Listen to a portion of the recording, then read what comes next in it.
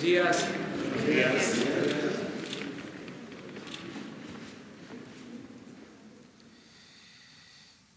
Pues como acordamos ayer, o nos comprometimos, mejor dicho, a dar información sobre la recuperación que se está logrando en la industria petrolera, en lo que tiene que ver con la producción de petróleo, de cómo se detuvo la caída que inició hace 14 años y que el año pasado hizo crisis porque se perdieron 200,000 barriles diarios. Así nos entregaron el gobierno, con una baja constante en la producción, y se logró por la intervención oportuna que se llevó a cabo. Aquí quiero destacar el apoyo que recibimos de ingenieros y de trabajadores de Pemex, tanto de base como de transitorios, que han ayudado mucho en el rescate de Pemex.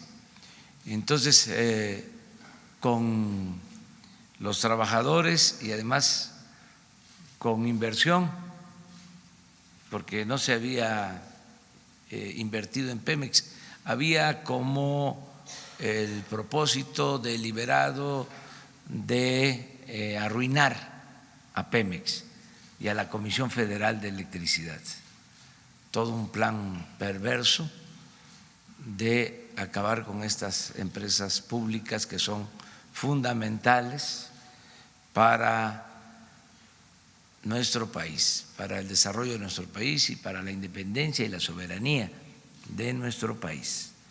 Entonces se logró estabilizar la caída. Ahora vamos a informar.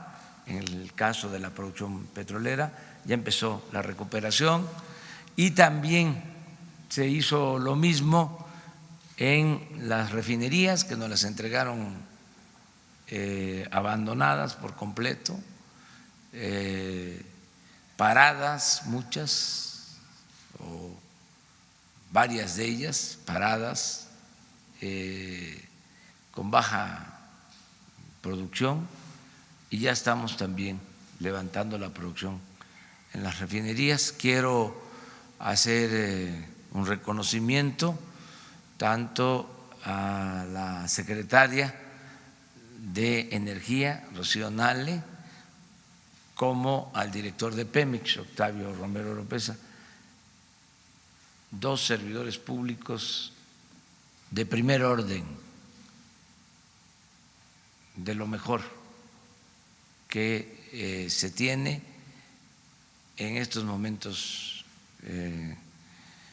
difíciles por los que estamos pasando, sobre todo por lo que ya vivimos al recibir Pemex en una situación deplorable. No hay que dejar de tomar en cuenta, no olvidar que engañaron los tecnócratas y los que se dedicaban al tráfico de influencias, los que se sentían dueños de México, sus voceros, sus expertos, engañaron diciendo de que la reforma energética era la panacea, que si se aprobaba íbamos a estar mucho mejor, produciendo más petróleo. Para estas alturas íbamos a estar produciendo 3 millones de barriles diarios. Ahí están los documentos, hasta en los considerandos de la ley. que se propuso.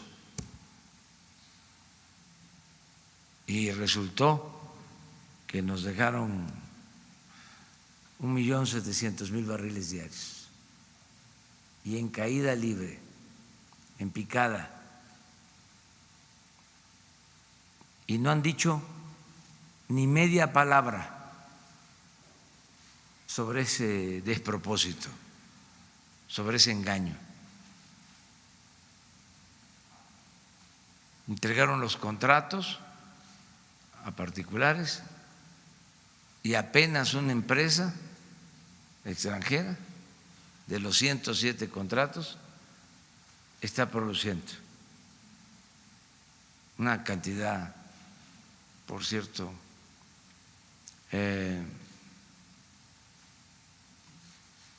marginal, muy limitada de producción de crudo, de los 107 contratos.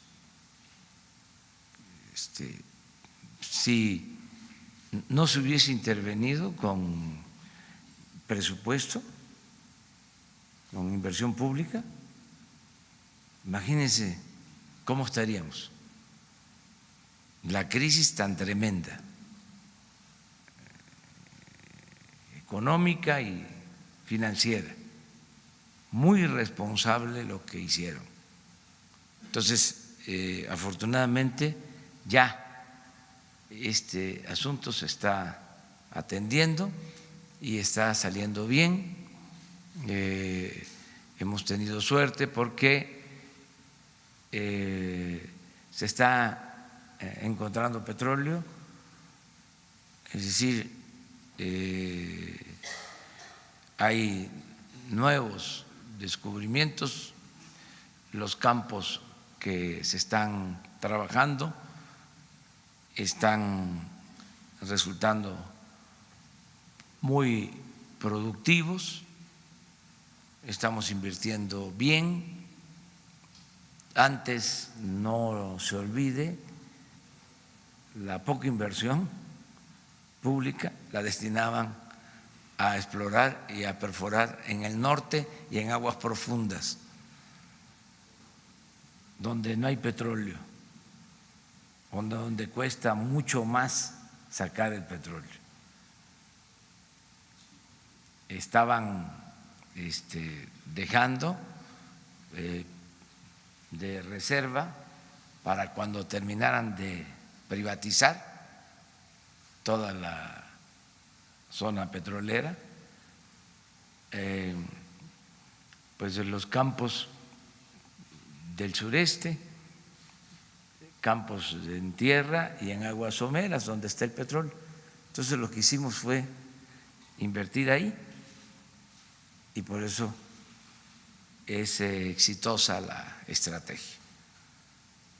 Pero desde luego que ellos sabían dónde estaba el petróleo, pero no les importaba producir petróleo para beneficio de Pemex. Ellos se dedicaron durante mucho tiempo a exprimir a Pemex mediante el cobro por contratos que se otorgaban sin beneficios para la hacienda pública. No hay que olvidar que entregaron toda la cuenca de Burgos para la explotación y producción de gas con el engaño también de que iba a aumentar la producción de gas en Burgos. Le entregaron un contrato jugosísimo a la empresa española Repsol. No hubo más producción de gas, pero se llevaron miles de millones de pesos en esos contratos. Buen negocio para las empresas, mal negocio para la nación. Entonces, eso ya no se permite y afortunadamente la nueva estrategia nos está permitiendo rescatar a Pemex que va a convertirse en poco tiempo en la palanca del desarrollo nacional.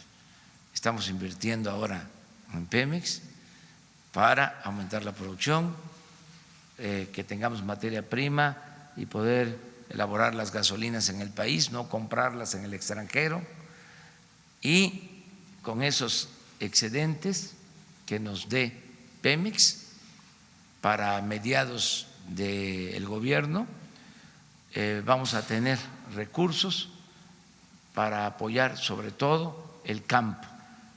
Vamos a sembrar el petróleo, vamos a utilizar los excedentes de Pemex para impulsar la actividad productiva en el campo y lograr también la autosuficiencia alimentaria. Esa es la estrategia que tenemos ya definida.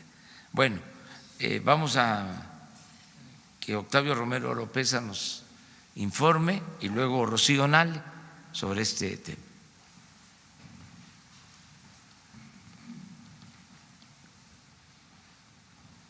Con su permiso, señor presidente, muy buenos días a todas y a todos.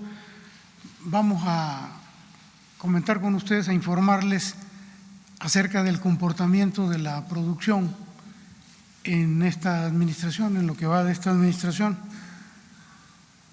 Aquí podemos observar en la gráfica el comportamiento de la producción desde enero del 2018 hasta la proyección que tenemos para este año. Se puede observar que en noviembre el promedio diario de la producción era 1.702.000 barriles. Venía una tendencia muy fuerte de declinación, de manera que en enero estábamos en 1.626.000 barriles. A partir de febrero y hasta el día de hoy se ha venido dando un incremento en la producción y en promedio en estos 24 días de septiembre ya andamos en el orden de 1.715.000 barriles, ligeramente por encima de del promedio de noviembre del año pasado y alrededor de 85.000, 90.000 barriles de la caída brutal que se tuvo en enero de 1.626.000. Ahora bien, aquí podemos observar en esta gráfica cuál es el comportamiento que estamos observando, que estamos previendo para finales de este año. Y aquí podemos observar que hay un diferimiento en la producción. Ahorita lo vamos a explicar, tiene su razón. Está programado este diferimiento de la producción que va a durar alrededor de 10 días, 9 días, y posteriormente el pronóstico es un incremento hasta llegar a diciembre con un promedio estimado de 1.778.000 barriles diarios en el mes de diciembre. Estamos previendo que para finales de diciembre, los últimos días de diciembre, estemos por arriba de 1.800.000 barriles y con esa producción iniciar lo que sería el próximo año, el 2020. Entonces, bueno, este es el comportamiento. Se detuvo, como decía el señor presidente, la caída, se estabilizó y hay un ligero repunte en estos días ya. La que sigue, por favor. Estos son pozos de los campos nuevos que van a ir entrando a partir de esta semana y hasta fines de este año, y lo que nos va a lograr el incremento de la producción de la que hablábamos hace un momento. A fines de septiembre es probable que ya en fines de esta semana entre un pozo del campo Chiquín, el pozo Chiquín 22. En octubre entra el Civix 1, es un pozo del campo Civix. En noviembre entra otro pozo de Civix, otro de un campo que se llama Valeriana, otro de un campo que se llama Quesqui, en Tabasco. En diciembre estamos esperando que vayan a entrar varios pozos de varios campos, Chejecbal, Civix, Manic, Quesqui, y entran pozos nuevos de Izachi. Entra 1, 2, 3, 4, 5 van a entrar de Izachi en diciembre, que es el pozo, es el campo más importante de los 22 campos que se están desarrollando este año. Es un campo gigante, Izachi. Entra Yaxché, entra Chec, Pachil y Tetl, Hawk y Tlacame, ya estos sobre los últimos días de diciembre, si no es que el último día de diciembre. Entonces, estos son lo que tenemos pronosticado, tenemos previsto que van a entrar de aquí a fin de año, y por eso estamos hablando de este incremento de la producción. La que sigue, por favor. Ahora me voy a referir a lo que les decía del diferimiento de la producción. Eso que se veía en la gráfica como un descenso de la producción se deriva de un libramiento que se va a hacer en estos días. Comienza el día 1 de octubre. Una libranza es una suspensión de las operaciones en instalaciones de producción para hacer actividades preventivas o correctivas. A partir del 1 de octubre tenemos programado un mantenimiento en el buquetanque Yuncanap, que se llama en español es el Señor de los Cielos, esto es maya, lo cual implica un paro de 7 días y medio, y esto nos trae un diferimiento de producción de 661,000 barriles en estos 7.5 días. También, aprovechando que se va a hacer este mantenimiento, se va a hacer una libranza en 2 plataformas, la CAL C7 y la C8, también para un mantenimiento correctivo, y esto nos va a implicar, esto va a tardar un poquito más, 2 días más, y el diferimiento va a ser del orden de 356,000 barriles de aceite.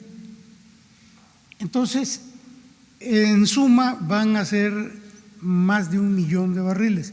Si nosotros promediamos ese más de 1 millón de barriles entre los días del mes, vamos a tener un diferimiento promedio diario de 32,000, casi 33,000 barriles, pero en los primeros 8 o 10 días no van a ser 33,000, se va a ver muchísimo más. Aquí estamos hablando del promedio. Por eso, en la gráfica, en el pronóstico de producción del próximo mes de octubre, se está planteando una producción promedio de 1.700.000 barriles. Este mes lo vamos a cerrar como con unos 715. Con este diferimiento de 32,000, estimamos que el próximo mes va a ser de 1.700.000. Si no tuviéramos el libramiento, estaríamos seguramente en 1.730.000, o sea, habría un incremento, pero el libramiento pues nos afecta de esa manera. Y queríamos informarles para que tengan claro por qué en los primeros días de octubre va a aparentar una caída en la producción, que no es tal, es simplemente un diferimiento. La que sigue, por favor. También queríamos comentar con ustedes algo que es bien importante y que tiene que ver con las reservas. Este año, 2019, por primera vez en los últimos 15 años, vamos a tener un incremento en las reservas 2P y 1P. Esto es producto, como lo decía el presidente, de la actividad exploratoria que hemos tenido y de la buena suerte. Hemos tenido suerte y hemos tenido buenos descubrimientos, de manera tal que en relación a la reserva 2P va a haber un incremento estimado para fines de este año de 2,000 millones de barriles. Hoy ya tenemos prácticamente confirmados 1.600 millones de barriles en 2P, y en 1P un incremento a finales del año en 200 millones de barriles. Esto es muy importante porque, como decía hace un momento, no se había dado este incremento de reservas en los últimos 15 años. Es decir, nos veníamos comiendo la reserva año con año. Era más lo que extraíamos que lo que incorporábamos de reserva. A partir de este año cambia la tendencia y esperamos que esa sea la tendencia del próximo año. Aquí, esta es la cifra, 2.006 millones de barriles para finales de año en 2P. La siguiente, por favor. Esta es la 1P, 7.000 millones de barriles en 2019.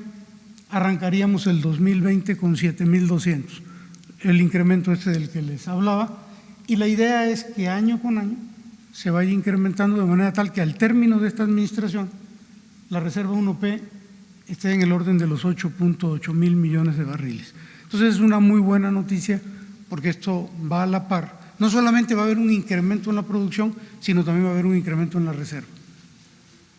Entonces es importante. Pues, señor presidente, no sé si queda otra gráfica. Señor presidente, ¿sería cuánto?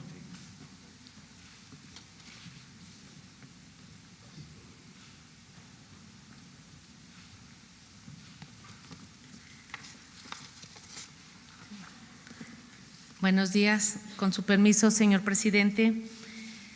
El reporte que venimos a hacer es de acuerdo a las indicaciones que recibimos por parte del presidente de la República y se procedió en el Sistema Nacional de Refinación, que son 6 refinerías de Pemex, a implementar un plan emergente para rescatar o elevar la producción. Este plan consta de, primero, un mantenimiento emergente porque las refinerías estaban prácticamente muy descuidadas, sin el mantenimiento básico, y el segundo paso que se nos indicó fue la rehabilitación, que son mantenimientos mayores, cambios de equipo, de refaccionamiento. Para esto se contó con el apoyo, Pemex está invirtiendo 12.500 millones de pesos para la compra de refaccionamiento y equipo para las 6 refinerías de este año. Estos 12.500 será de procura y adquisición y el programa de rehabilitación se planeó para empezar a mediados del mes de agosto. Sin embargo, empezamos con algunas plantas las primeras semanas de septiembre que estábamos esperando algún refaccionamiento que no había llegado y que hasta la fecha se están recibiendo por el Departamento de Procura.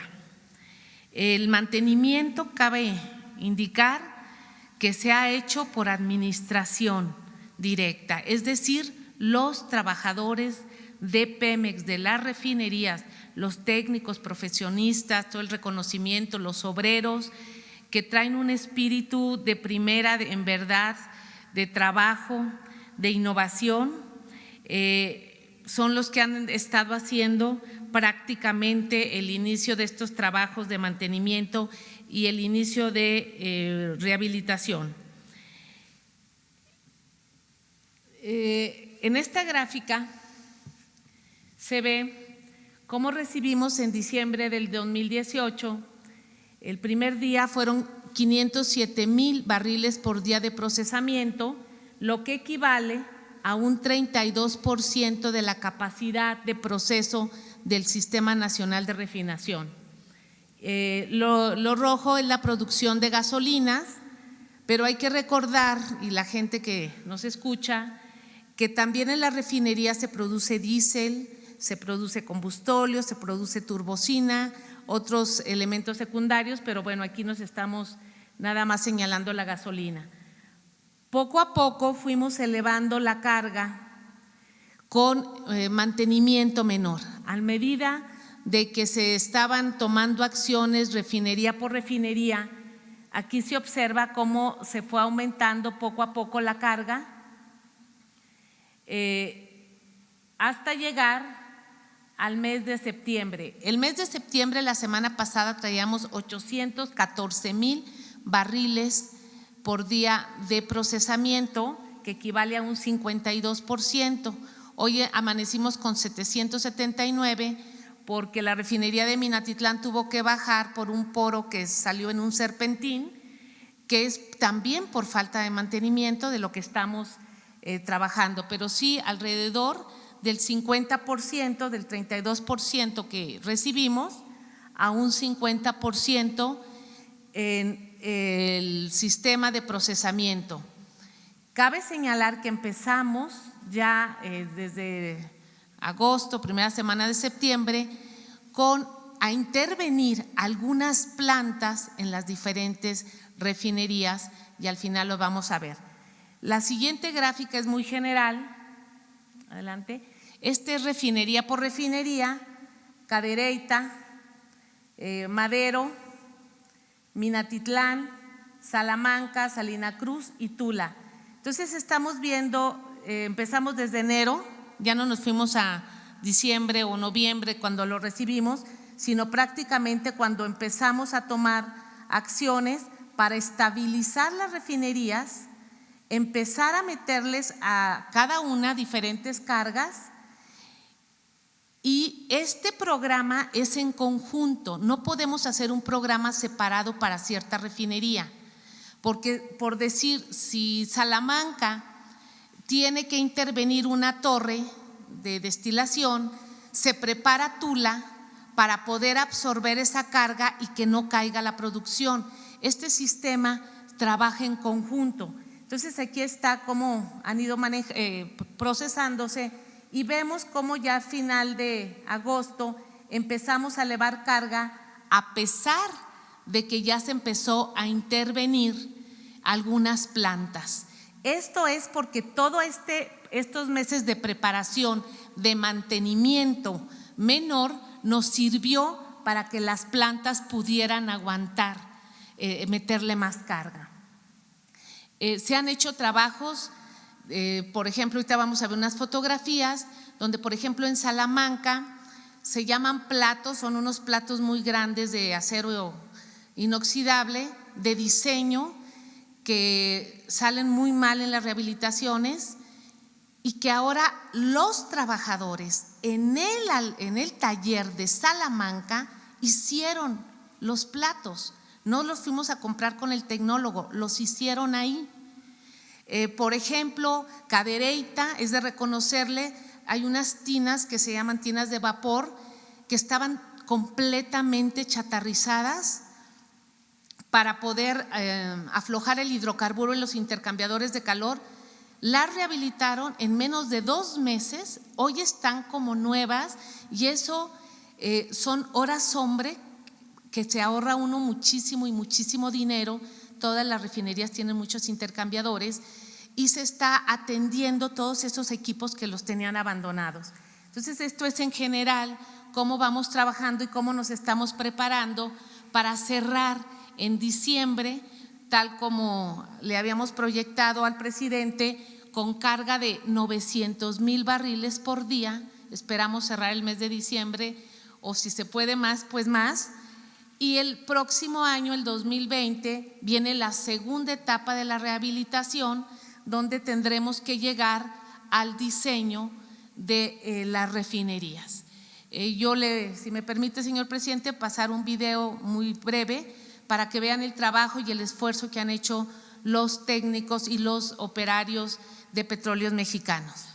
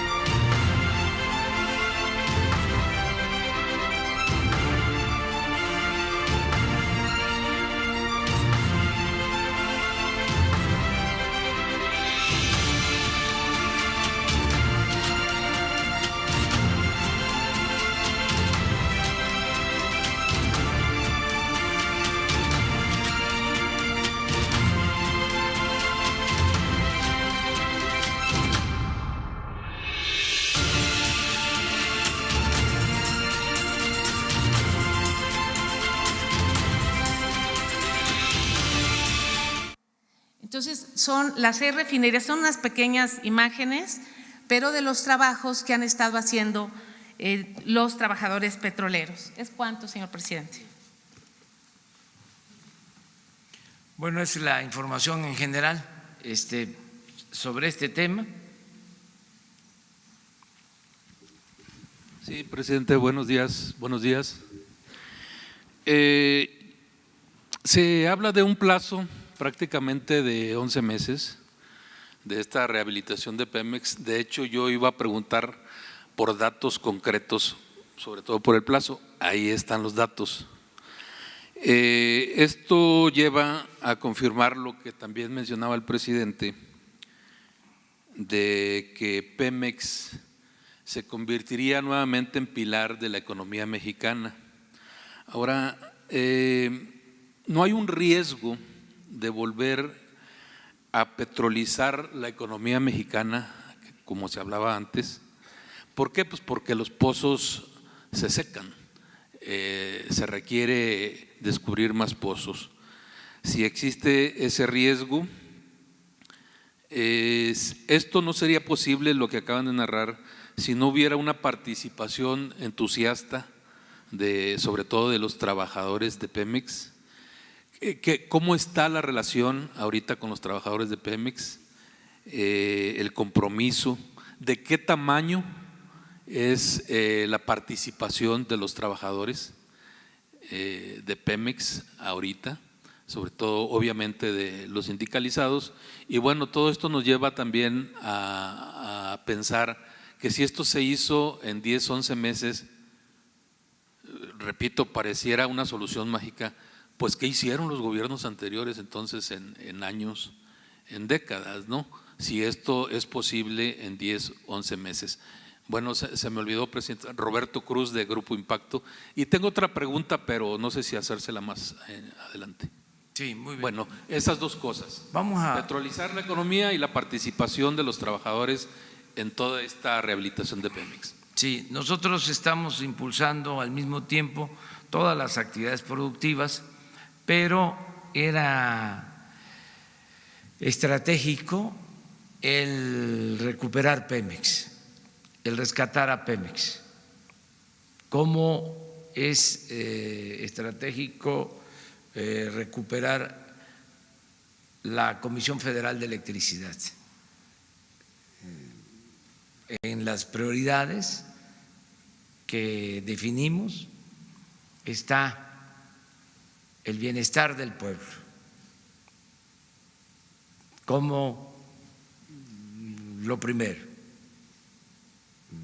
el mejorar las condiciones de vida, las condiciones de trabajo del pueblo de México, lograr el bienestar material y el bienestar del alma, la felicidad del pueblo. Por eso se están destinando más de 300,000 millones de pesos este año de apoyos directos a los mexicanos, sobre todo a los pobres, como nunca en la historia. Entonces, primero eso. Segundo, en prioridad, el rescate del sector energético. Y eso es lo que estamos logrando. Porque esto implicó destinar recursos. Ahora Octavio les va a hablar de eso. ¿Cuánto ha significado la inversión en Pemex en comparación con el año pasado? ¿Y cuánto estimamos invertir el año próximo?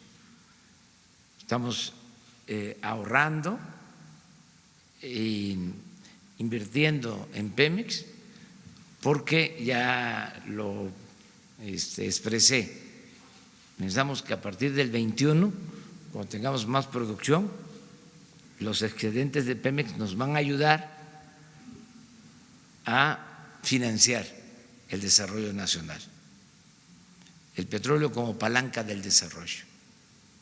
Esa es la estrategia, esa es la segunda gran prioridad.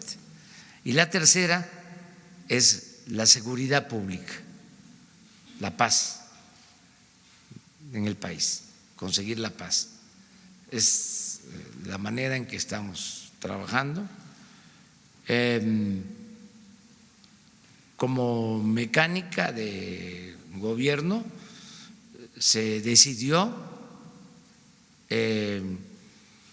tener primero muy claro el mal que aqueja a México. Hicimos un buen diagnóstico, ya sabemos cuál es la enfermedad principal y la estamos atacando, la corrupción. Y cero corrupción y cero impunidad, eso es como el eje central. Y eso no solo nos ayuda a moralizar al país, sino nos está permitiendo liberar fondos para el desarrollo, para atender las demandas de la gente, las prioridades de la gente. Dentro de la estrategia también de gobierno se acordó de que no íbamos a tener 1,000 o 2,000 programas, sino 100, porque habían 1,000 o 2,000 programas, se pulverizaba la acción de gobierno, todo era aparato administrativo, aparato burocrático, y no le llegaba el beneficio a la gente. Por ejemplo, son programas los que estamos aplicando masivos. El apoyo a los adultos mayores es para 8 millones de adultos mayores. No es el atender a adultos mayores en una región, no, es un programa universal para todos. Las becas para estudiantes, 10 millones. El trabajo para los jóvenes como aprendices, 900,000. La pensión para niñas, niños con discapacidad, 900,000 hasta ahora. El apoyo a campesinos, 2 millones. O sea, sí, en general.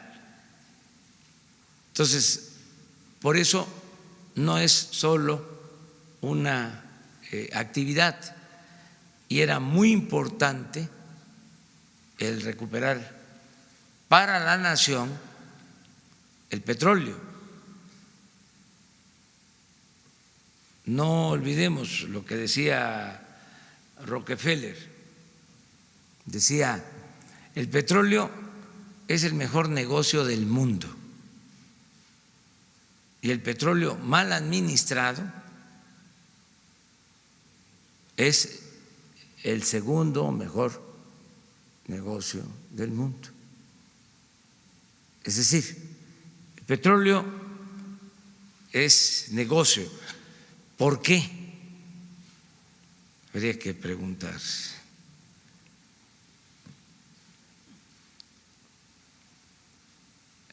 Porque no se le paga renta a la naturaleza. Extraer un barril de petróleo cuesta $10 y se vende en 55, en $60 ahora. ¿Cuánta es la utilidad? $40 por barril. ¿Qué otra actividad económica deja esa utilidad? Por eso es al mismo tiempo la gran tentación.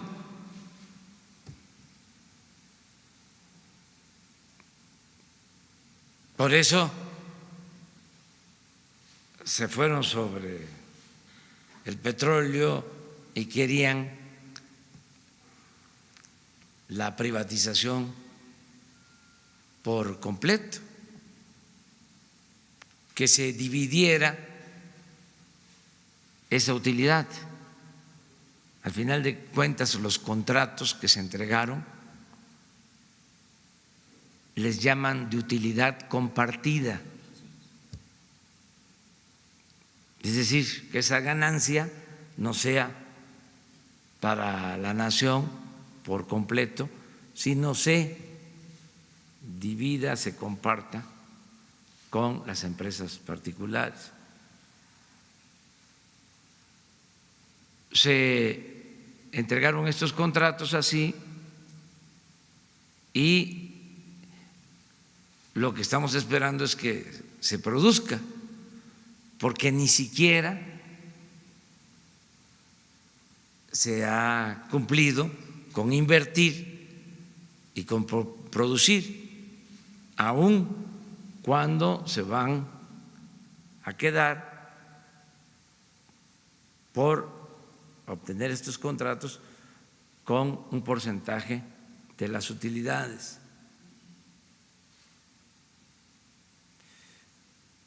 Todo esto no lo estamos haciendo para cuestionarlos, no se van a cancelar los contratos, no vamos a ir a pleito, nada más que si no hay producción en esos contratos que se entregaron, pues no podemos nosotros decir que van a continuar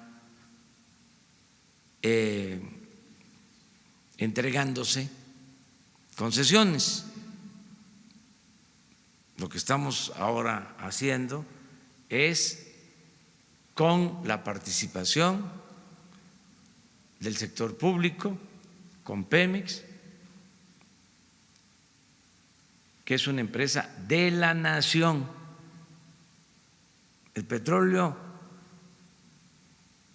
no es del gobierno,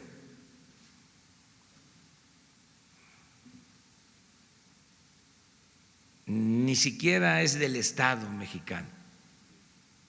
El petróleo es de la nación.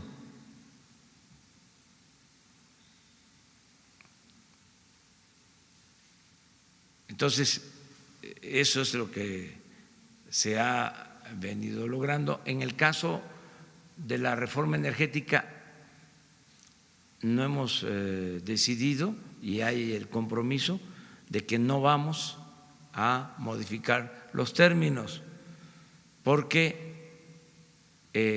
afortunadamente se cuenta con el 80% del potencial petrolero. No les alcanzó el tiempo para entregar toda el área petrolera de México. Cuando hablamos de los contratos, estamos hablando del 20% del potencial petrolero. Y lo que aquí se está demostrando es de que si una empresa pública es manejada con honestidad y con eficiencia,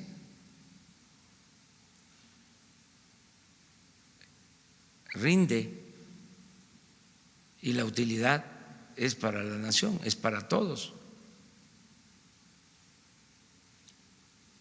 Entonces, eso es un poco lo de tu pregunta. Esto significa, presidente, que la apuesta para el desarrollo del país es definitivamente Pemex. Ahorita que hablaba de los programas sociales, de las becas. Es integral. Porque se acaban las subastas, se acaba el avión, se acaban los carros, se acaban las casas aseguradas, pero Pemex es la gran apuesta. Dos cosas, o tres. Primero, financiar el desarrollo de México, no permitiendo la corrupción, desterrando la corrupción y con austeridad. Eso es lo primero. Eso ya estamos viendo que rinde. Eso nos está funcionando.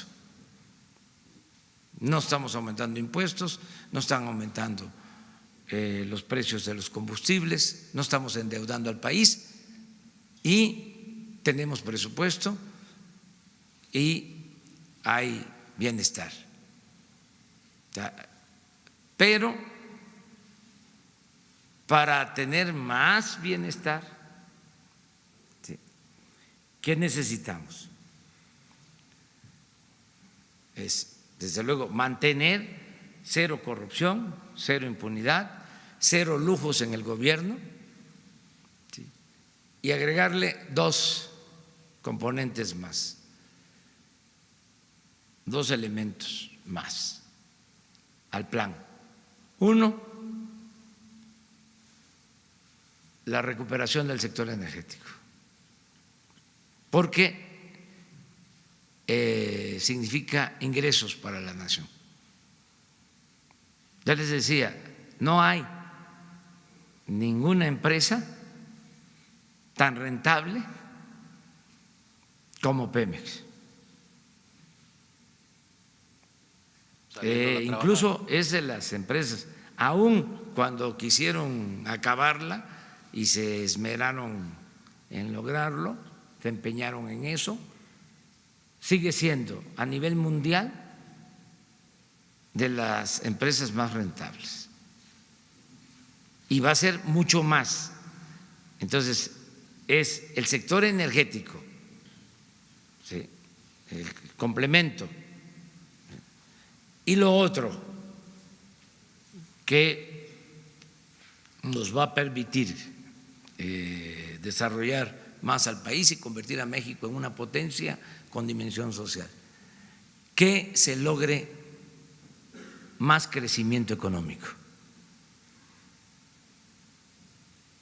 Porque al tener más crecimiento económico, pues es empleos, es bienestar, son finanzas públicas más fuertes, son más ingresos, más recaudación. ¿Cómo conseguir esto del crecimiento económico? Lo que estamos haciendo, apoyo a la economía popular, apoyo a proyectos productivos estratégicos, fomento a la inversión privada, el que se logre el acuerdo en Estados Unidos y en Canadá para la aprobación del tratado comercial, el que siga llegando inversión extranjera. Nos ayuda mucho también el que se sigan incrementando los volúmenes de remesas, lo que envían nuestros paisanos, que está creciendo mucho, lo que envían a sus familiares, 35,000 millones de dólares al año en promedio. El pronóstico es que este año y el próximo va a crecer las remesas como nunca en la historia. Está creciendo como nunca también la inversión extranjera y el comercio exterior. Entonces, todo esto tiene que significar crecimiento económico y así no vamos a depender solo del petróleo, sino de toda la actividad económica en su conjunto. ¿Cómo está la relación empresa-trabajadores? La relación es buena porque se logró el aumento en el salario mínimo y esto tuvo un impacto para aumentar los salarios en general.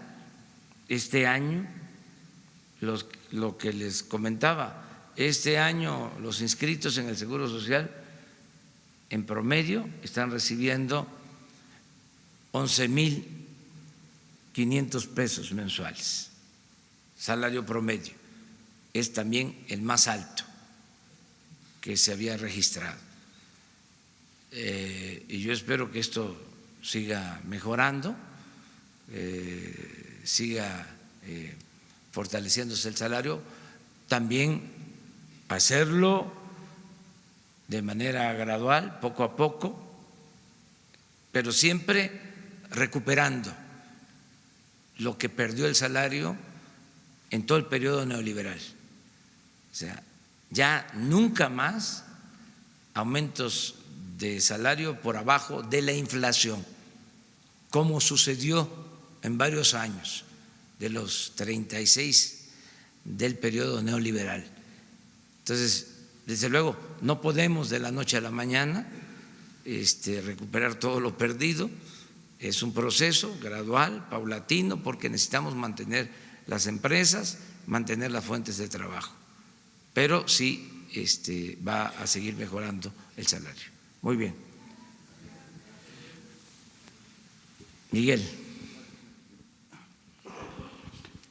Disculpe usted, señor presidente, no quiero ser aguafiestas ni juzgado así, pero en 1980, cuando el ingeniero Jorge Díaz Serrano llevó a México y la producción petrolera lo hizo el quinto productor mundial, el cuarto quinto productor mundial, y un abastecedor seguro, el jeque Staki Yamani, famosísimo en aquella época, lo reconocía, y México era un proveedor seguro de petróleo.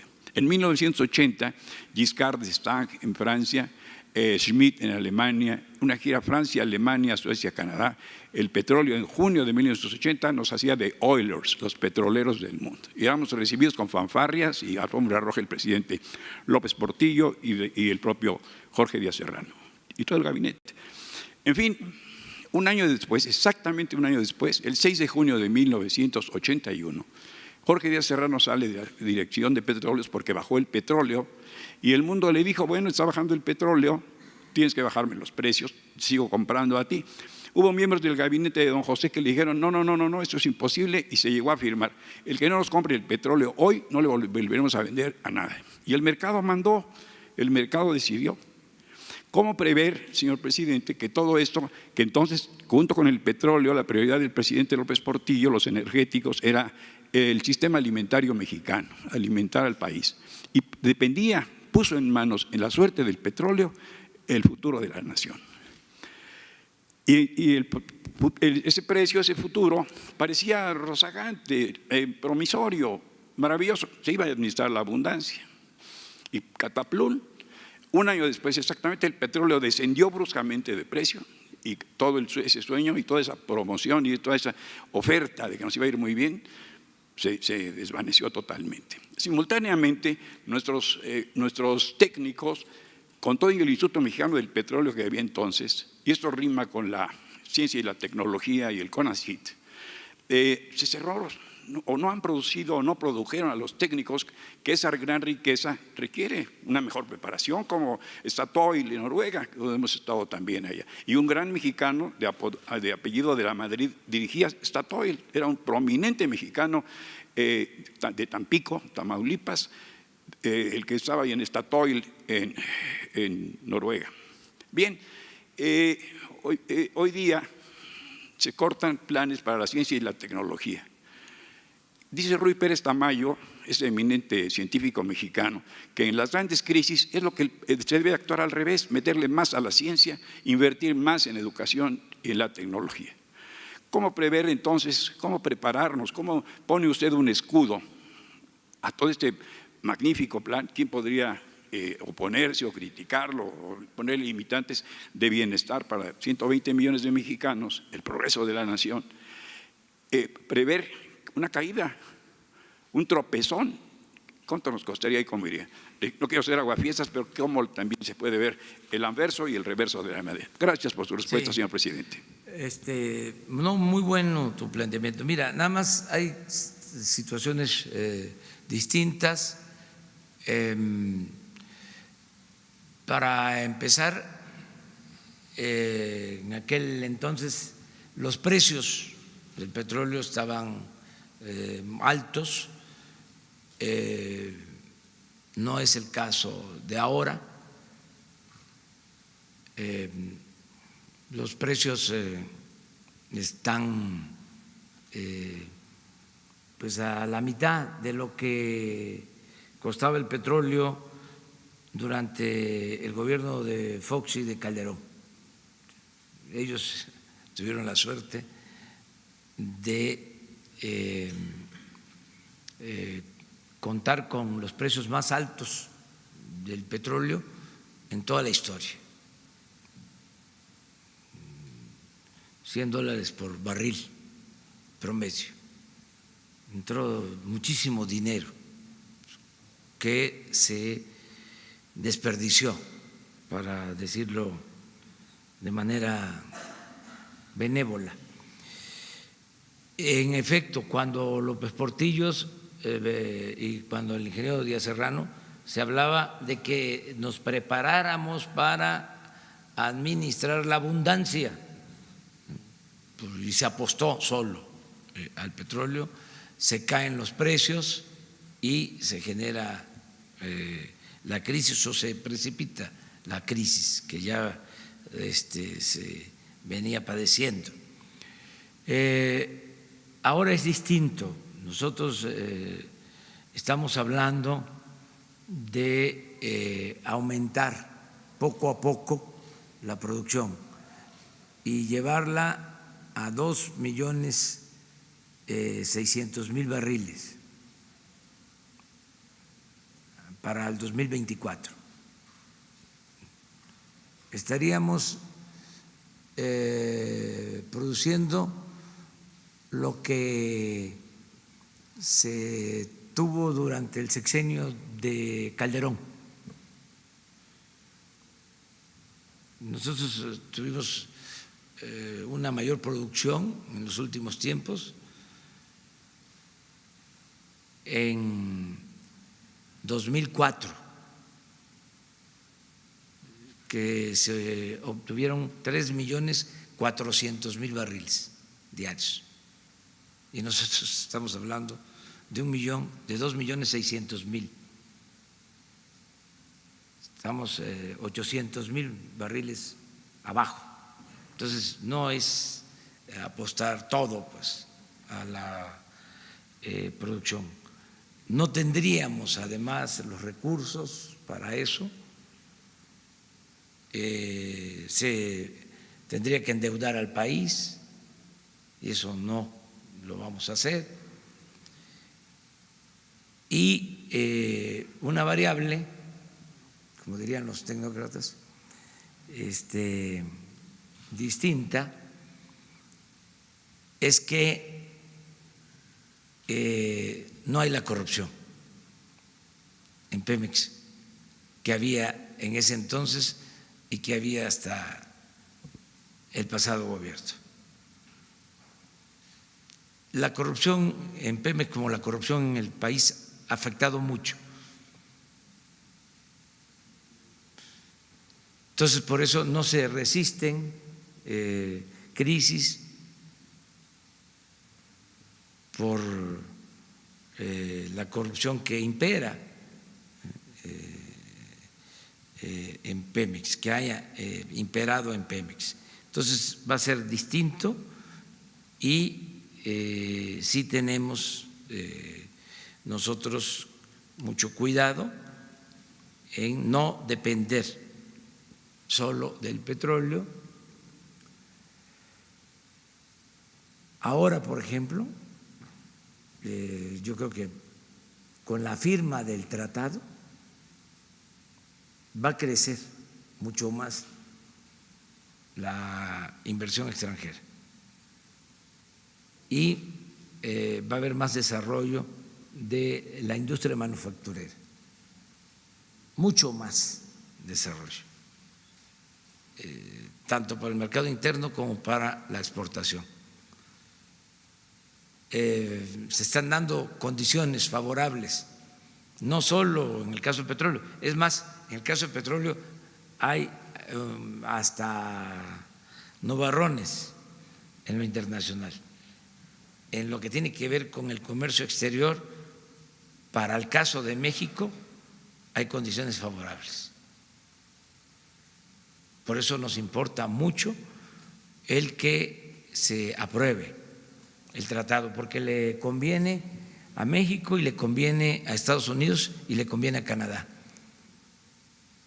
Pero sí estamos tomando en cuenta eso y el modelo mejor el más racional, precavido,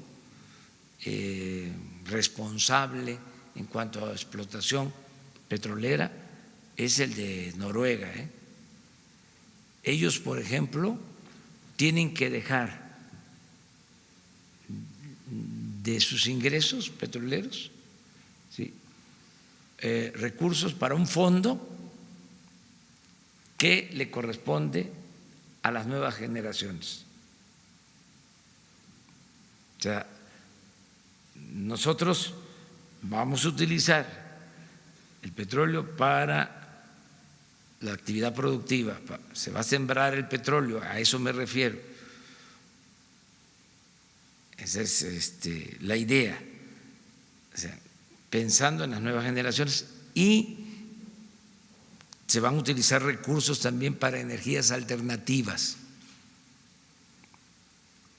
Necesitamos también avanzar. En el terreno tecnológico, yo respeto mucho, ¿no?, las opiniones de los científicos, de los críticos acerca de nuestra política, pero esto que estamos haciendo, por ejemplo, es reactivar el Instituto Mexicano del Petróleo. Los técnicos que están a cargo de la rehabilitación de las refinerías, la tecnología que estamos utilizando en Dos Bocas es del Instituto Mexicano del Petróleo. Entonces, hay más desarrollo tecnológico, ¿sí?, ahora que el que había el año pasado en Pemex. O sea, podemos probarlo. Y esto significa, desde luego, más inversión en ciencia y en tecnología. Y no vamos a dejar de apoyar este renglón que es importantísimo. A ver, miren, pero nos quedaron ayer pendientes para cumplir. Ramón Flores, ¿sí?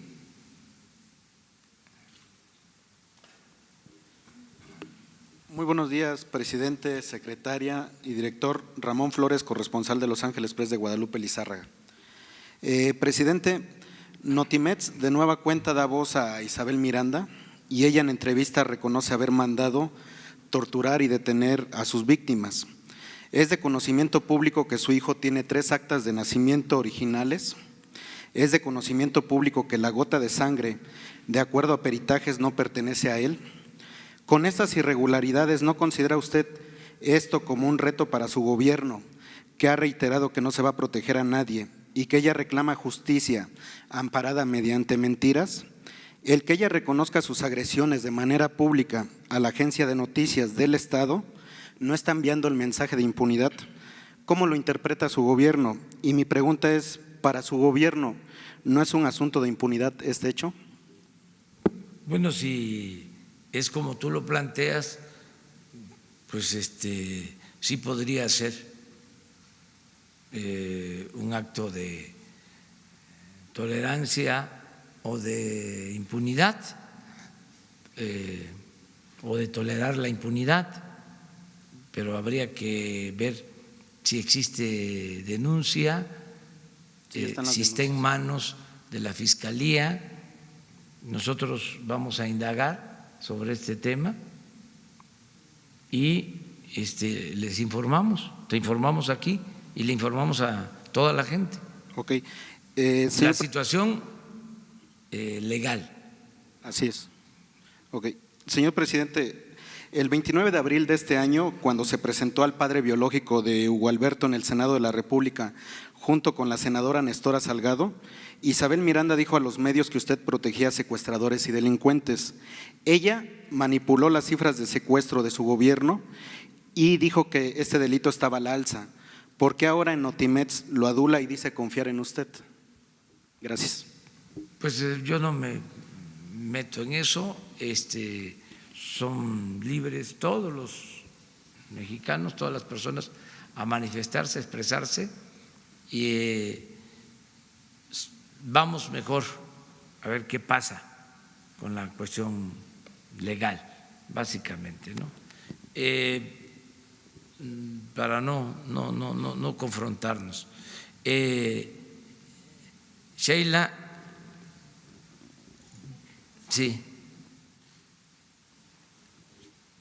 Buenos días, presidente. Shaila Rosagel, de Grupo Gili, El Imparcial de Sonora, y Crónica y Frontera de Tijuana.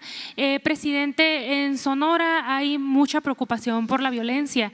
Hace 2 semanas, hoy exactamente se cumplen 2 semanas, en Empalme, en un ataque sin precedentes, un grupo armado incendió una casa con toda la familia adentro. Falleció lamentablemente un pequeño de 7 años quemado vivo de este ataque. La mamá y la niña de 2 años quedaron con severas heridas de gravedad en más del 90% de su cuerpo. La mamá falleció ayer, la bebé está en Sacramento, California, siendo atendida. Empalme forma parte de estos 5 municipios en donde a través de la estrategia de seguridad se colocó un mando militar al frente de las policías municipales. Le queremos preguntar, presidente, ¿qué información tiene sobre avances en materia de seguridad en Sonora, en la mesa de seguridad? Y se comentó también en la reunión que hubo en Guaymas que se tenían detectadas a las bandas que operan en la región. Entonces, ¿qué se está haciendo para que estas bandas dejen de cometer estos crímenes? Y sobre todo, presidente, pues también, ¿qué puede hacer el Estado para combatir este nivel de violencia y deshumanización que se está viviendo pues ahorita en el norte, en Sonora, que lleva pues a estos grupos armados a quemar vivos a niños, como ocurrió? Lamentablemente por estos hechos, hasta por el luto, se suspendió el grito en Empalme, y pues la sociedad sonorense está bastante afectada y dolida por este hecho. Vamos a pedirle al secretario de Seguridad Pública que venga y que informe sobre la situación en Sonora de seguridad, cómo estamos, ¿sí? Y qué se está haciendo, como tú lo planteas, para frenar esta ola de violencia, ¿no?, en Sonora. Vamos a pedirle a él que informe. Yo en lo general te digo que todos los días estamos atendiendo este problema. Acabo de hablar de que es una prioridad la seguridad. Nos estamos dedicando de tiempo completo a eso, yo sigo seguro, optimista de que vamos a conseguir la paz en el país, que vamos a avanzar, que estamos haciendo todo lo que está de nuestra parte, y son varias las razones por las que tengo seguridad y optimismo, en lo que fundamento mi optimismo. Primero, porque trabajamos todos los días con esto. Segundo, porque estamos trabajando en forma coordinada de Ejército, Marina, Policía Federal, policías estatales, acuerdo con los estados. Le estoy dando atención diaria al problema, no estoy delegando el asunto de seguridad a nadie, lo estoy atendiendo personalmente. Por eso se reúne todos los días el Gabinete de Seguridad y yo lo encabezo, y está el secretario de la Defensa y el de Marina, estamos todos los días. No permitimos la impunidad, no permitimos la corrupción, se está fortaleciendo la Guardia Nacional, se están contratando, reclutando más elementos para la Guardia, se están capacitando. Al mismo tiempo, y es la base, el sostén de toda esta tarea. Están avanzando los programas sociales, se está moralizando al país. Entonces, estoy confiado, creo que vamos a lograr detener la violencia en el país. Presidente, ¿qué mensaje le envía a los empalmenses y a los sonorenses, pues que sí están verdaderamente muy impactados por este ataque, principalmente a los niños, ¿no? Pues nuestro cariño, nuestro afecto, nuestra solidaridad y el compromiso de protegerlos, de estar con ellos siempre, que se mejore la vigilancia de las policías y que se garantice la seguridad pública.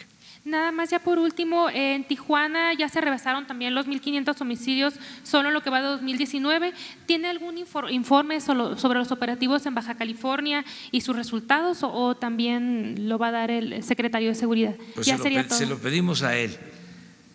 Vamos, si les parece, a tu propuesta, a que haya un informe aquí sobre seguridad. O sea, que les informemos sobre eso en lo nacional, si les parece, ¿sí? Que hagamos como el Gabinete de Seguridad Nacional y se informe cómo vamos, para informarle al pueblo de cómo vamos en esta materia. Sí. A ver, pero aquí vamos con Jaime Hernández. Son los que quedaron pendientes. Buenos días, señor presidente. Ya no vamos a estar apuntando la lista, okay, porque si no, ya queda ya okay, señor. Muy comprometida la rueda de prensa. Pero en fin, a ver, Jaime. Sí, señor presidente, Jaime Hernández de Bajo Palabra. En las administraciones pasadas, cada que se rehabilitaba o se construía una nueva carretera, se instalaban nuevas casetas o se incrementaba el costo del peaje. A partir del 1 de febrero del 2019, CAPUFE actualizó el precio del peaje en las casetas del país a partir del índice inflacionario del 4.8%. Nuevamente, el pasado 13 de septiembre, CAPUFE volvió a actualizar por segunda ocasión en el año el costo del peaje en las rutas México-Cuernavaca y Cuernavaca-Acapulco en un 3% de aumento. El incremento en las tarifas de peaje se ve reflejado en el precio final de los productos, en el turismo y en el incremento del pasaje. En el Congreso de Guerrero, el PRI y el PRD calificaron el aumento del peaje en las casetas como una puñalada del gobierno de la Cuarta Transformación al sector turístico. También pidieron a CAPUFE y FONADIN que se baje el costo de la autopista del Sol para estimular el turismo. Señor presidente, ¿cuál es el plan de su gobierno para estabilizar el costo del peaje en las casetas de las rutas turísticas del país? Y también saber si se tiene considerado bajar el costo de la autopista del Sol, una de las más caras y que siempre está en reparación, con el fin de estimular el turismo en ese destino de playa. Sí, mire, yo me enteré del aumento del precio de las carreteras de cuota, el aumento en la tarifa hace como una semana. Y se llevó a cabo este aumento hace como 3 semanas, según me dicen.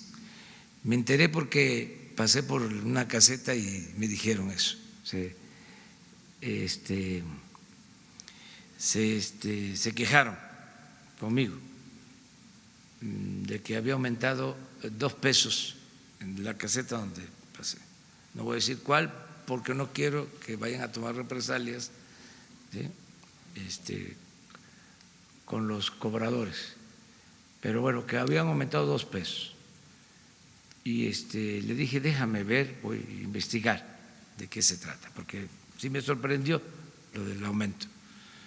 Y luego pedí información y la información que tengo es que aumentó de la tarifa de conformidad con la inflación.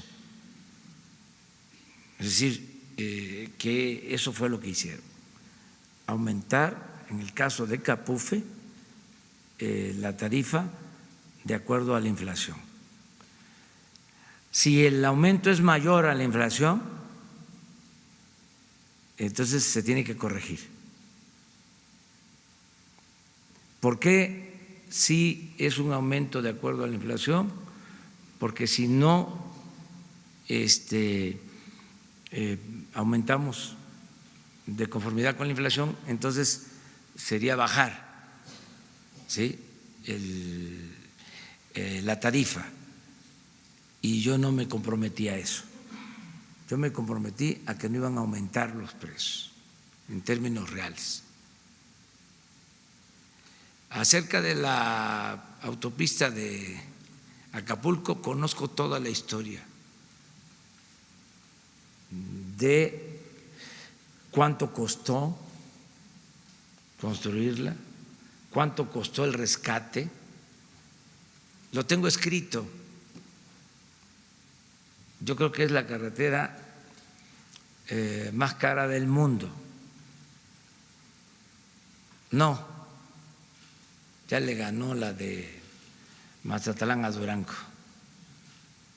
Después, el costo de las carreteras en el periodo neoliberal es un buen tema para la investigación sobre las obras públicas y la corrupción en México. ¿Sí? Esa carretera de Acapulco la rescataron en el gobierno de Zedillo. Pedían creo que $400 millones por el rescate y gentilmente les dieron $700 millones. Entonces, a la empresa, y se convirtió en un barril sin fondo. Entonces se tiene que administrar ahora con honestidad y no aumentar la tarifa por encima de la inflación. Los técnicos, eso los he aprendido a ellos, hablan de indexar. Ese es el término, indexar. Es decir, en este caso es que los precios se mantengan de acuerdo a la inflación. Eso es lo que vamos a aplicar en el caso del cobro de las tarifas. O sea, que quede claro esto. Si hay una carretera concesionada en donde la tarifa está aumentando más de la inflación, se tiene que corregir. Esto por lo que tiene que ver con Capufe. Sí, lo otro depende de las concesiones, pero no pueden abusar, aunque sean carreteras concesionadas. Si Capufe mantiene esta política, pues lo más correcto, indicado, es que todas las concesionarias actúen de la misma manera. Muy bien.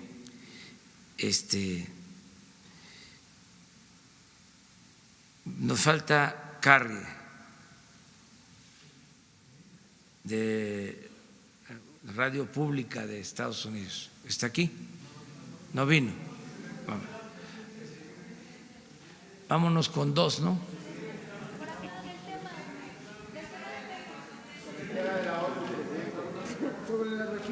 Vamos para atrás. Aquella compañera, las dos compañeras.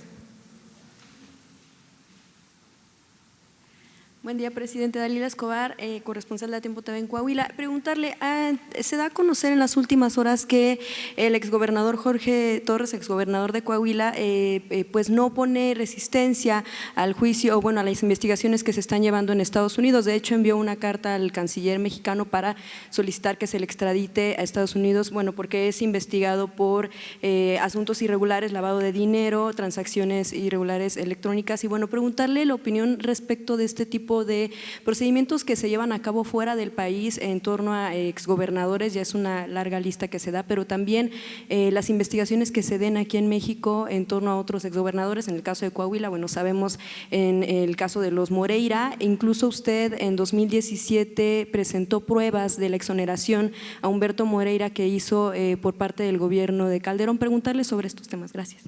Sí, pues si él está ofreciendo que está dispuesto a comparecer, pues la autoridad debe de actuar, ese es mi punto de vista.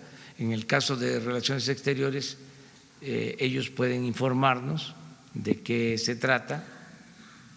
Se está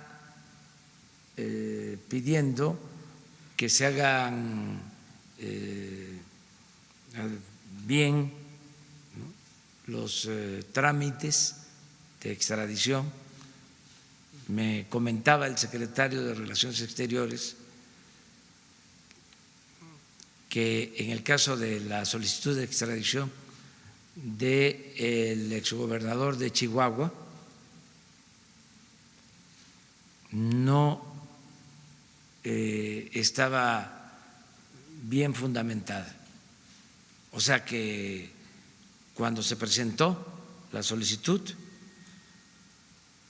al parecer no se hizo adecuadamente, o sea, de conformidad con lo que establece la norma, y que eso estaba ocasionando el que no se procediera. No sabemos, pero lo informo. No sé exactamente, pero mañana lo informamos porque le vamos a pedir a Marcelo Ebrard que nos informe sobre este tema. También, bueno, preguntarle si… Lo de el exgobernador de Coahuila, Moreira, o sea, yo lo denuncié en su momento porque hay mucha politiquería en todos estos casos por cuestiones electorales o por diferencias políticas, y debemos de alejarnos de eso. Tenemos que ver las cosas con profesionalismo, con objetividad y con apego a la verdad, ¿no? En aquel entonces se hablaba mucho de que había cometido ilícitos el gobernador de Coahuila, Humberto Moreira, y lo acusaban de un partido. Un partido tenía una campaña contra él, claro, también con los periódicos, no con todos, pero digo. De repente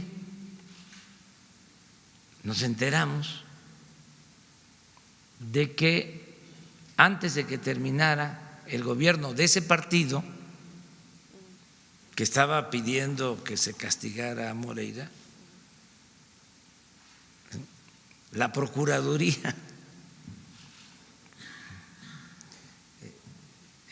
emite un escrito para exonerar de todos los delitos al exgobernador Moreira. Entonces era toda una farsa. O sea, por un lado, públicamente diciendo Moreira corrupto y debe de ir a la cárcel, cuando por cochupos, enjuagues, arreglos que se hacían, porque eran especialistas en arreglarse, se ponían de acuerdo, se exonera a el exgobernador Moreira y se hace la exoneración cuando ya era presidente electo el licenciado Enrique Peña Nieto, y estaba por salir el licenciado Felipe Calderón. O sea, entonces ya eso no debe de seguir pasando. O sea,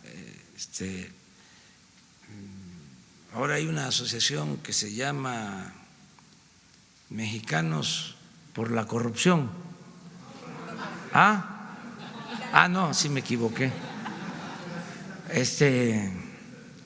Mexicanos en favor de la corrupción. Que no es así. No.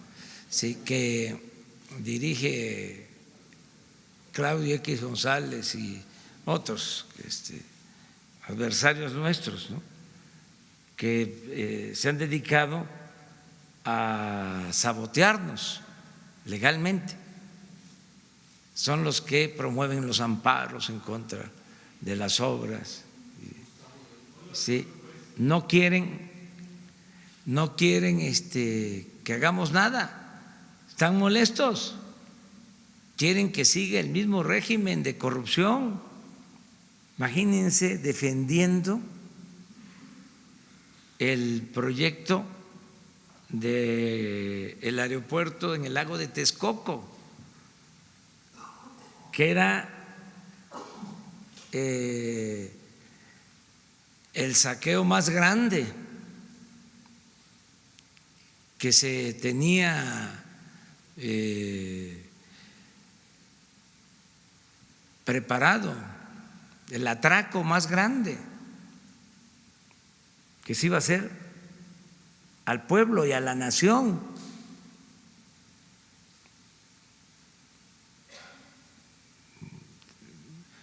Iba a significar casi $1 billón. Iba a ser como un FOBAPROA. Y defendiendo eso,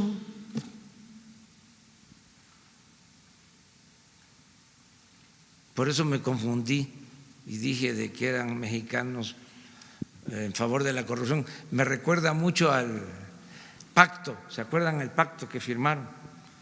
Pacto por México, cuando fue un pacto contra México.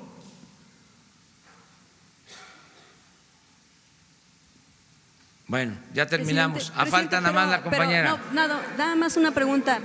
Faltaba otra pregunta. El tema de Altos Hornos de México, saber si usted tiene información respecto de si en efecto va a haber una venta, si el comprador posiblemente podría ser Tech Inc., si tuvo que ver la visita de Pablo Roca y que, bueno, la reunión que tuvo con usted hace unas semanas, si tiene que ver con la probable compra de Altos Hornos de México. No, si tiene información. No, eso también es una volada.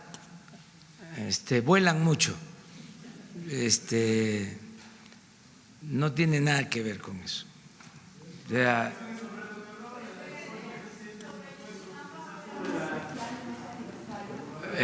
vamos a hablar de eso el día. Presidente.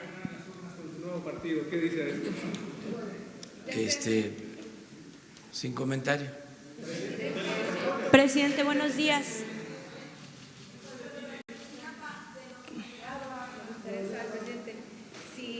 ¿Hay testigos protegidos que pudieran estar colaborando en las… Sí, se va a informar sobre asunto, se va a seguir informando. Ya se tuvo una reunión con el fiscal, los familiares, y Alejandro Encina va a presentar un informe. Vamos a a informarles sobre eso. Presidente, Presidente, buenos días. Nada más ella para… Sí, preguntarle qué información le han reportado sobre esta orden de aprehensión sobre quien fuera el fiscal en Veracruz, Jorge Winkler, eso por un lado, y dos, ¿qué llamado le haría a la coordinadora que ya está instalado afuera del Senado de la República, esto en el marco de pues la discusión de las leyes secundarias de la reforma educativa? Y por último, también qué reporte le han dado sobre todavía estos policías federales que siguen inconformes, que dicen que están inconformes porque no quieren formar parte de la Guardia Nacional. Ya también vimos hace unos días que realizaron una serie de manifestaciones. Todavía hay quien se resiste a formar parte de este grupo. ¿Sí me podría contestar esas preguntas? Gracias. Que actuaba como procurador en Veracruz. No tengo mayor información porque eso lo está atendiendo la Fiscalía General. O sea, no es un asunto que tenga que ver con el Poder Ejecutivo. Lo de los policías, se está llegando a un acuerdo con ellos para que pasen voluntariamente a la Guardia Nacional. Los que no deseen pasar a la Guardia Nacional van a tener opciones para pertenecer a un cuerpo que se va a encargar de vigilar las instalaciones del gobierno. ¿Sí? Y no se está despidiendo a nadie ni se perjudica laboralmente a nadie. Eso es lo que puedo decir. Pero hablaste de otra. De la coordinadora que está ya fuera ahí en el Senado de la República. Pues es un derecho de manifestación. También eso molestó mucho a los conservadores, pero fue una farsa, un engaño, lo de la llamada reforma educativa. Costó muchísimo. Bueno, hasta dinero del presupuesto para propaganda en contra de los maestros. Y no hubo resultados. Lo que hubo fue sufrimiento, hasta perdieron la vida personas por este enfrentamiento, encono, discordia, desprestigio a las maestras, a los maestros, y todo por la carga ideológica, precisamente de estos personajes como Claudio X González, o sea, muy conservadores. No quiero usar otra palabra porque sería más fuerte, pero a lo mejor sería más clara. Me autolimito, pero sí se molestaron mucho por eso, por algo que no beneficiaba en nada a la educación, al contrario, todo por el afán privatizador. Ya deben de irse acostumbrando de que nosotros no vamos a aplicar la misma política neoliberal. Ya estamos en tiempo o en la etapa post-neoliberal. Ya quedó atrás esa política antipopular, entreguista, de corrupción, de injusticias, de privilegios.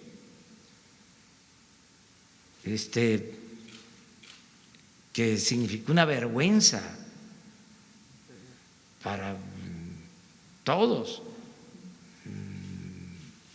la fama de México era de violencia y de corrupción, que es lo que tenemos que ir atendiendo, que vaya cambiando esa imagen.